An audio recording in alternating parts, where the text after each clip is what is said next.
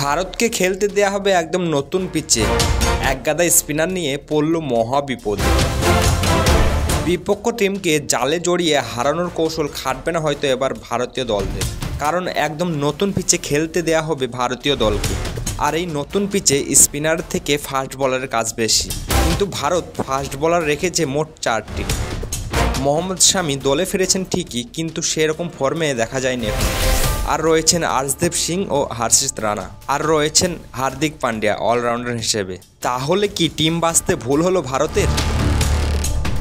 আপনি যদি ভারতের প্রকৃত সাপোর্টার হয়ে থাকেন তাহলে ভিডিওটি অবশ্যই লাইক করবেন এবং চ্যানেলটিকে সাবস্ক্রাইব করবেন, কারণ ক্রিকেটের সব ধরনের খবরই নিয়ে এসে থাকে নিয়মিত এই চ্যানেলে। ভারত গ্রুপ পর্বে মোট 3টি খেলা খেলবে। 20 ফেব্রুয়ারি বাংলাদেশের সঙ্গে, 23 ফেব্রুয়ারি পাকিস্তানের সঙ্গে ও 2 মার্চ নিউজিল্যান্ডের সঙ্গে। সবকটি খেলাই হবে দুবাইয়ে। মেয়েদের টি20 বিশ্বকাপ, আন্ডার-19 এশিয়া কাপ ও ILT টি20-র মতো অনেক খেলা হয়েছে দুবাইয়ে কিছুদিনের মধ্যেই, কিন্তু চ্যাম্পিয়ন ট্রফির জন্য 2টি মাঠ আলাদা করে রেখে দিয়েছে দুবাই, শুধুমাত্র ভারতের খেলাগুলোর জন্য। ভারত ছাড়া বাংলাদেশ, নিউজিল্যান্ড ও পাকিস্তানের পেসারের ইউনিট বেশ ভালোই শক্তিশালী বলা যেতে পারে, কারণ অলরেডি জাসপ্রীত বুমরা চ্যাম্পিয়ন ট্রফির বাইরে।